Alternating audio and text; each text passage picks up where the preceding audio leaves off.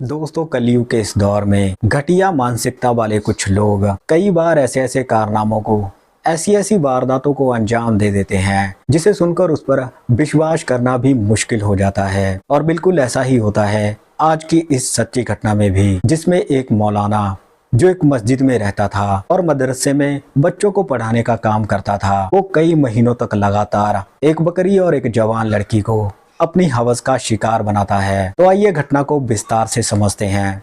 दरअसल उत्तर प्रदेश जिले के अंदर एक छोटा सा कस्बा पड़ता है जिसका नाम है कप्पा खेड़ा। अब इसी कप्पा खेड़ा कस्बे के अंदर एक मस्जिद और मदरसा बना हुआ है जिसका संचालन एक मौलाना करता है। ये बात है 19 जनवरी रात के लगभग 10 बजे के आसपास की, जब उस मौलाना के कमरे से बकरी के चिल्लाने की आवाज आने लगती है। दरअसल वो मौलाना अपने कमरे के अंदर एक बकरी के साथ संबंध बनाने की कोशिश कर रहा था, जिसकी वजह से वो बकरी कमरे में इधर उधर भाग रही थी, जबकि मौलाना लगातार बकरी को पकड़ने की कोशिश कर रहा था।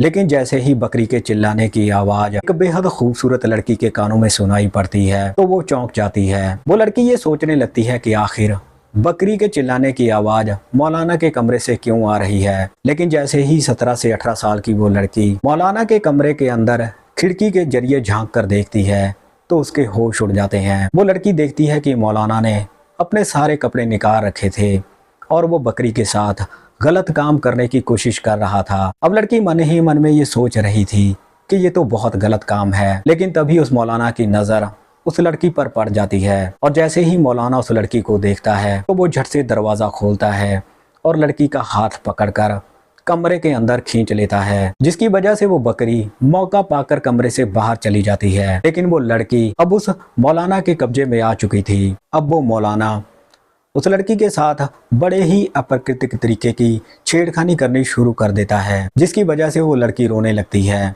और मौलाना को छोड़ने के लिए बोलती है। लेकिन उसके रोने का मौलाना पर कोई असर नहीं पड़ता।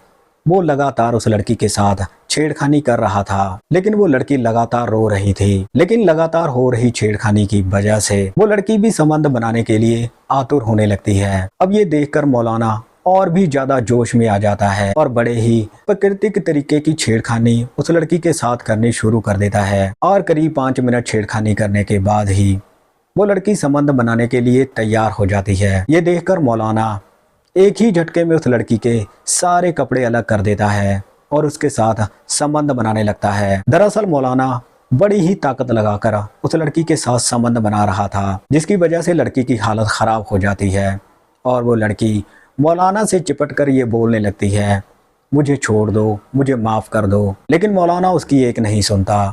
वो लगातार बड़े ही दर्दनाक तरीके से उस लड़की के साथ संबंध बनाने में जुटा हुआ था। अब संबंध बनाने का ये खेल करीब आधे घंटे तक ऐसे ही चलता है। लेकिन सुबह होने तक वो मौलाना उस लड़की के साथ कई बार संबंध बनाता है और उसकी हालत खराब कर देता है। सुबह होते ही मौलाना थक कर वहीं पर सो जाता है, जबकि वो लड़की रोते हुए अपने कपड़े पहनकर मौलाना के कमरे से बाहर निकल जाती है। दोस्तों, ये घटना उत्तर प्रदेश की है, जहां पर एक मस्जिद में रहने वाला एक मौलाना एक बकरी और एक लड़की को लगातार अपनी हवस का शिकार बनाता रहता है। लेकिन इस घटना के आखिर में वो मौलाना उस लड़की के साथ एक ऐसी वारदात को अंजाम दे देता है जिसे सुनकर आप सबके रोंगटे भी खड़े हो जाएंगे। आखिर उस मौलाना ने ऐसा क्या किया था, ये सब जानने के लिए आप इस घटना को आखिर तक जरूर सुनिएगा। तो आदाब, नमस्कार, सत श्री अकाल। दोस्तों, बहुत बहुत स्वागत है आपका। मैं हूं आपका होस्ट और दोस्त रविंदर और आप देख रहे हैं CHD क्राइम सफर का एक नया एपिसोड। मैं उम्मीद करता हूं आप सब ठीक ठाक होंगे। 29 सितंबर 2009 उत्तर प्रदेश का एक मशहूर जिला बाराबांकी, और इसी बाराबांकी के अंदर छोटा सा कस्बा पड़ता है जिसका नाम है देवा शरीफ। और इसी देवा शरीफ के रहने वाले अब्दुल खान जिसके परिवार में उसकी बीवी के अलावा 4 बेटियां थी। अब्दुल खान की देवा शरीफ में ही एक पेंट की दुकान थी जिसे चलाकर वो अपने परिवार का भरण पोषण करते थे। अब्दुल खान की सबसे छोटी बेटी का नाम था दीपा, जो उस समय 9वीं क्लास में पढ़ रही थी। दरअसल दीपा एक 15 से 16 साल की बेहद सुंदर लड़की थी, जबकि अब्दुल खान ने बाकी की तीनों बड़ी बेटियों की शादी पहले ही कर दी थी। अब दीपा जिस स्कूल में पढ़ रही थी उसके साथ ही एक समीर नाम का लड़का भी पढ़ता था। दरअसल समीर और दीपा दोनों ही एक दूसरे को बेहद पसंद भी करते थे और प्यार भी करते थे। दरअसल दोनों ने शादी करने का फैसला भी कर लिया था, लेकिन अभी उनकी उम्र काफी कम थी। अब ऐसे ही चलते चलते 2 साल गुजर जाते हैं और दीपा 12वीं क्लास में पहुंच चुकी थी। लेकिन 12वीं में पहुंचकर दीपा और भी ज्यादा सुंदर दिखने लगी थी। इतना ही नहीं, अब दीपा के समीर के साथ अवैध संबंध भी बन चुके थे। अब जब भी समीर और दीपा को मौका मिलता तो दोनों संबंध बना लेते। दोनों को संबंध बनाते बनाते करीब 1 साल गुजर जाता है। लेकिन इसी बीच में जब दीपा को पता चलता है कि वो समीर के बच्चे की मां बनने वाली है, तो दीपा के होश उड़ जाते हैं। और जैसे ही इस बात का दीपा के घर वालों को, यानी कि उसके पिता अब्दुल खान और उसकी मां को पता चलता है, तो वो गुस्से में आकर दीपा की काफ़ी मार पिटाई करते हैं और इसके साथ ही उसकी पढ़ाई लिखाई बंद करके उसे घर में बिठा दिया जाता है। दरअसल अब्दुल खान ने दीपा को ये बोला था कि आज से तुम्हारी पढ़ाई लिखाई बंद,